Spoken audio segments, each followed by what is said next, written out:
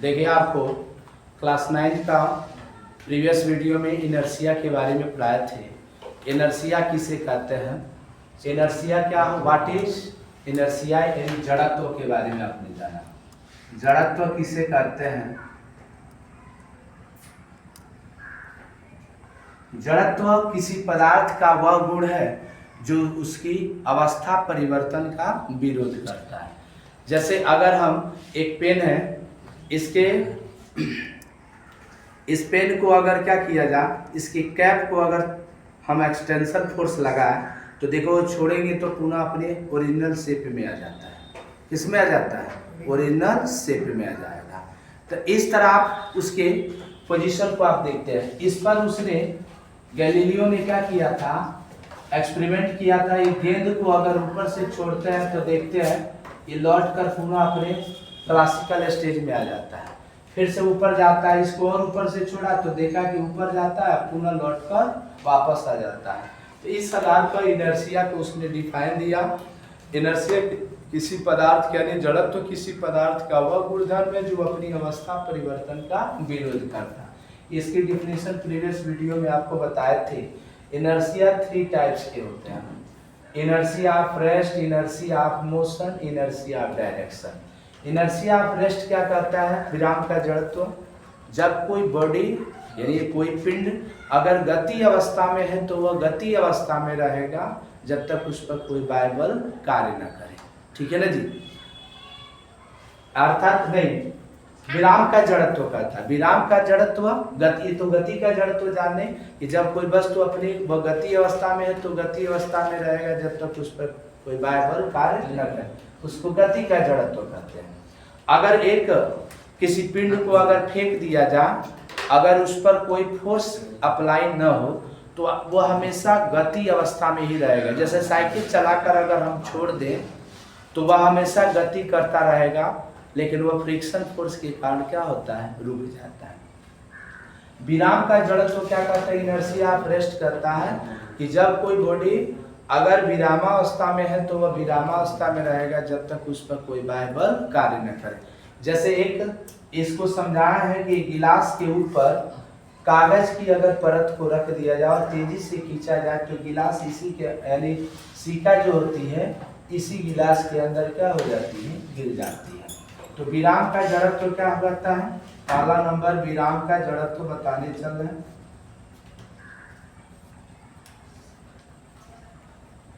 Inertia of rest,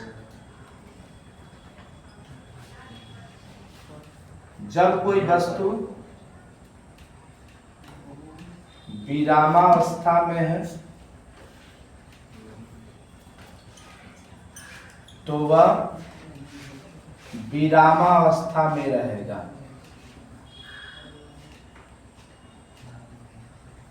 रहेगा। जब तक उस पर कोई बाह्य बल कार्य न करे, इससे विराम का जड़त्व कहते हैं।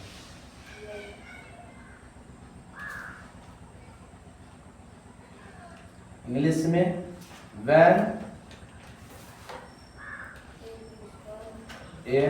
when an object always be rest position, when an object always be rest position,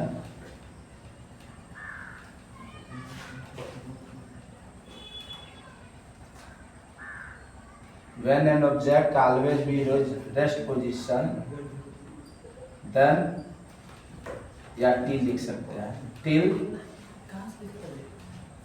do not apply any external force is called inertia of rest, inertia of rest। दूसरा नंबर होता है, एग्जाम्पल में लिख सकते हैं या सेकेंड नंबर होगा inertia of motion, inertia of motion. इसको आप गति का जड़त्व कहते हैं।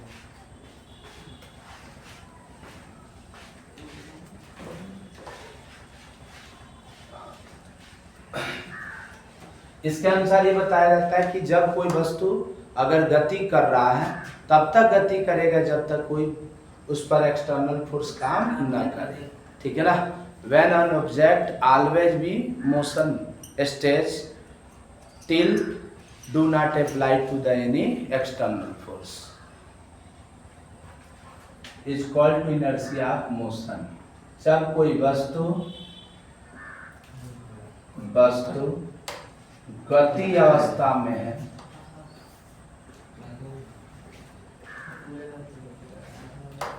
तो वह गति अवस्था में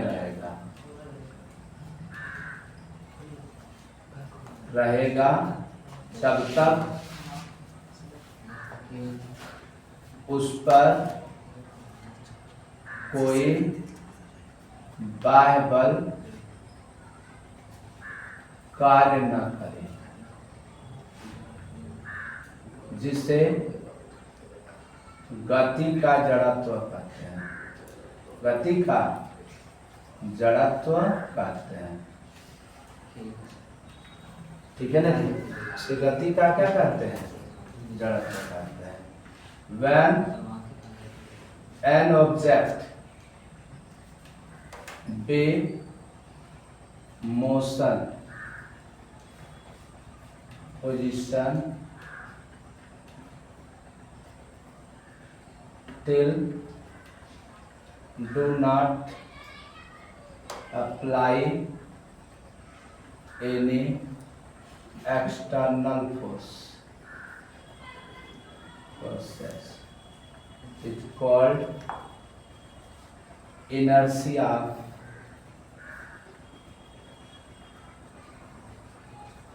motion। थर्ड नंबर होता है इनर्शिया ऑफ डायरेक्शन।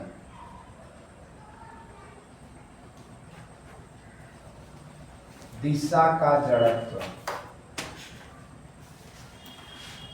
दिशा का जड़त्व कहता है कि जब कोई वस्तु अगर एक दिशा में गति कर रहा है तो उसी दिशा में बना रहेगा जब तक उस पर कोई बाह्य बल कार्य न करा। अगर वह जैसे ईस्ट डायरेक्शन में कोई ऑब्जेक्ट जा रहा है तो हमेशा ईस्ट में ही बना रहेगा जब तक उस पर कोई एक्सटर्नल फोर्स कार्य न करे। When object always B one directional motion do not apply to the any external force, it is called to inertia of direction। जब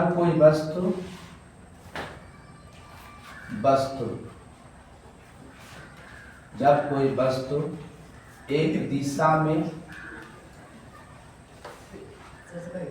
गति करे, जब कोई वस्तु एक दिशा में गति करे, करता लिखना, जब कोई वस्तु एक दिशा में गति करता रहता है जब तक उस पर कोई बाह्य बल कार्य न करे, जिसे दिशा का जड़त्व कहते हैं, दिशा का जड़त्व।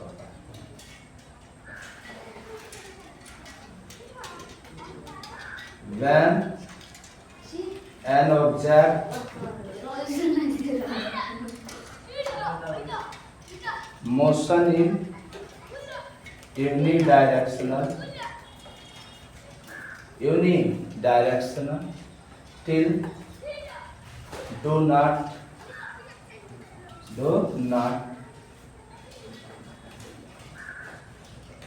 apply external force is called inertia of direction। ये तो आपने पढ़ा, ये गैलीलियो का एक्सपेरिमेंट था और इसके द्वारा 3 प्रकार के आपने पढ़ा कि 3 प्रकार के क्या होते हैं, इनर्शिया होते हैं। इनर्शिया को अगर क्लासिफाइड करने के बाद तो इस आधार पर हम लिख सकते हैं। अब आगे की जो हेडिंग आपको पढ़ने हैं कि इसके बाद गैलीलियो ने तो अपना एक्सपेरिमेंट दे दिया, तो एक्सपेरिमेंट देने के बाद एक सर आइजैक न्यूटन ने कि कोई भी गतिशील पिंड के लिए उसने 3 नियम दिया था, ठीक है ना जी।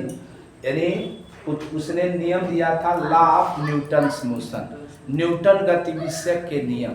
न्यूटन साहब ने 3 नियम दिया था, लॉ ऑफ न्यूटन्स मोशन कहते हैं, न्यूटन्स मोशन, जिसको न्यूटन गतिविषयक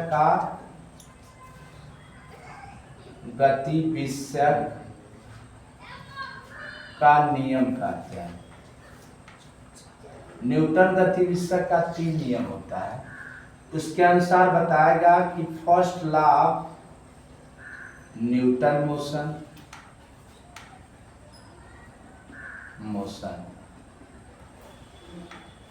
इसको लॉ ऑफ अथवा लॉ ऑफ इनर्शिया भी कहते हैं, जिसको न्यूटन गतिविषयक का प्रथम नियम या जड़त्व का नियम कहते हैं।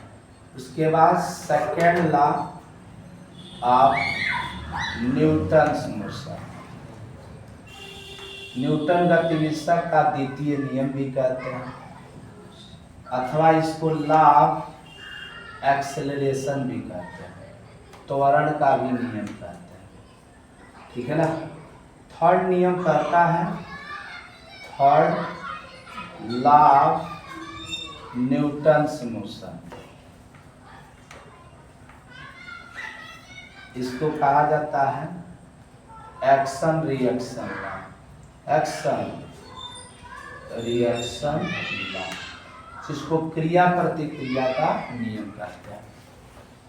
न्यूटन गतिविषयक का प्रथम नियम कहता है कि जब कोई वस्तु गति अवस्था में है तो वह गति अवस्था में बना रहेगा, यदि कोई वस्तु विरामावस्था में है तो विरामावस्था में बने रहेगा जब तक उस पर कोई बाह्य बल कार्य न करे। इसे न्यूटन गतिविषयक का क्या कहते हैं, प्रथम नियम कहते हैं। When object always B rest position and when motion position do not apply to the any external force, it is called the law of inertia। Second law कहता है, न्यूटन गतिविषयक का द्वितीय नियम कहता है कि जब कोई बॉडी, यानी उसके अनुसार बताया था कि संवेग परिवर्तन की जो दर होती है वस्तु पर लगाए गए बल के समानुपाती होता है। Delta P upon delta T in proportional to delta F होता है, ठीक है ना जी। इसके अनुसार ये बताया था कि the rate of momentum difference is directly proportional to the apply force, ये अथवा इसी के अनुसार ये बताया गया force equal to product of mass of object and acceleration, ये होता है। थर्ड लॉ कहता है कि जब कोई बॉडी पर हम क्या करते हैं, फोर्स लगाते हैं, जब किसी बॉडी पर हम फोर्स लगाते हैं तो वो भी वस्तु हम पर उतना ही बल विपरीत दिशा में क्या करता है, फोर्स लगाता है। जैसे हम इस पर हम फोर्स लगाएं तो ये भी बॉडी हम पर क्या करता है, उतना ही फोर्स अपोजिट डायरेक्शन में लगाएगा, F1 equal to minus F2। इसी पर एग्जाम्पल आप इसको एक्शन रिएक्शन लॉ कहते हैं। जिस तरह एक दैनिक जीवन में भी इसका उपयोग है। अगर किसी छोटे बच्चों को अगर बाबू कहकर बुलाओ, ध्यान सुनना, तो तुमको वो भैया दीदी कहकर जरूर बुलाएगा। अगर उसको एक थप्पड़ लगा कर देखो तो वो भी तुम जैसा एक्शन मारोगे वैसा क्या करेगा, रिएक्शन देगा। ठीक है ना जी। तो वैसा रिएक्शन अगर हम किसी के साथ सम्मान करेंगे तो एक्शन रिएक्शन ला करता कि वो भी आपके साथ उस वैसा ही क्या करेगा, रिस्पेक्ट देगा, सम्मान करेगा। ठीक है ना। इसका दैनिक जीवन एग्जाम्पल में जब बंदूक से इस तरह का एक बंदूक है, ये बंदूक से ये जब गोली निकलती है तो देखिएगा ये जितने फोर्स से आगे की ओर निकलती है उतने फोर्स से बंदूक को पीछे की ओर क्या करती है, धक्का देती है। पता है ऐसा। जितने फोर्स से आप देखिएगा रॉकेट उड़ता हुआ ऊपर जाता है उतने फोर्स से इसके धुआं जो होता है, जितने फोर्स से धुआं नीचे की ओर फेंकता है उतने फोर्स से जो होता है रॉकेट ऊपर की ओर उड़ता है। ठीक है ना जी। ये रहता है। उसी तरह नाव से उतरते समय आप लोग देखिएगा एक पैर से जितना हम पृथ्वी पर धक्का देते हैं उतने ही दूसरे पैर से क्या होता है, नाव को उसको ढकेल लेते हैं। ये न्यूटन गतिविषय का थर्ड लॉ कहता है। इस तरह आपने पढ़ा न्यूटन गतिविषय का लॉ ऑफ इनर्शिया। मैं आशा करता हूँ कि ये वीडियो आपको अच्छी तरह समझ में आया होगा और इस पर आधारित जो भी आपको क्यूरी हो तो कृपया मुझे कमेंट बॉक्स में कमेंट करें और वीडियो को सब्सक्राइब करें, लाइक करें और अपने मित्रों के साथ शेयर करें। Thank you for watching.